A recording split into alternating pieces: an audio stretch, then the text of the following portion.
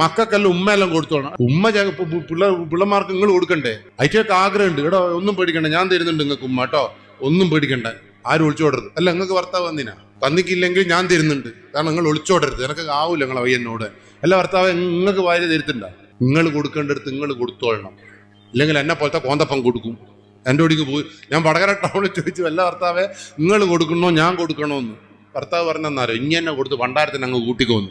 ഇതൊന്നും വേണ്ട, നിങ്ങൾ കൊടുക്കേണ്ടടുത്ത് നിങ്ങൾ കൊടുക്കണം. അതുകൊണ്ട് നിങ്ങളെ മക്കൾ MBBS ആണ്, MB ആണ്, ഒന്നും പറയരുത്. കോഴിക്കോട് പോലീസ് സ്റ്റേഷനിൽ കഴിഞ്ഞ ദിവസം 22 വയസ്സുള്ള MBBS കാരിയാണ് ഒളിച്ചോടിയത്.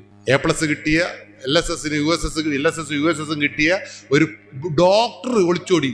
ഡോക്ടറെയും കാമുകനെയും നിങ്ങളൊന്ന് കാണണം.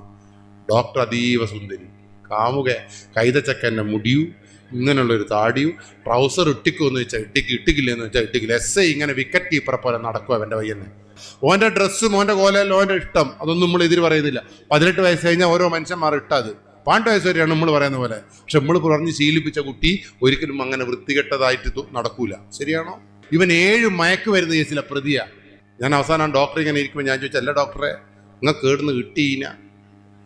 ഡോക്ടർ ഒറ്റ ചിരി, ഓരോടും ചിരിച്ചു. ഓരോ പറഞ്ഞു, പോലീസ് നിങ്ങൾ കേൾക്കണം, ഇവനാണ് എനിക്ക് ആദ്യമായി ഉമ്മ തന്നത്. അങ്ങനെ ഉമ്മ തന്നാൽ എൻ്റെ ചാരിത്രം പോയില്ലേ പോലീസ്? എനിക്ക് ചിരി വന്നിട്ട് നിവർത്തിയില്ല. അങ്ങനെയാണ് എൻ്റെ ചാരിത്രം. അല്ല, എൻ്റെ അല്ല കേട്ടോ, നിങ്ങൾ അങ്ങനെ പോവോ? ഉമ്മ തന്നാൽ അങ്ങനെ ചാരിത്രം പോവോ? പക്ഷെ MBBS കാരി പറഞ്ഞു, എനിക്ക് സങ്കടം സഹിക്കാൻ പറ്റിയില്ല. നിങ്ങൾക്കിപ്പം ഞാനിത് പറഞ്ഞപ്പോൾ എന്തെങ്കിലും പേടിയായ? എനിക്ക് പേടിയായി.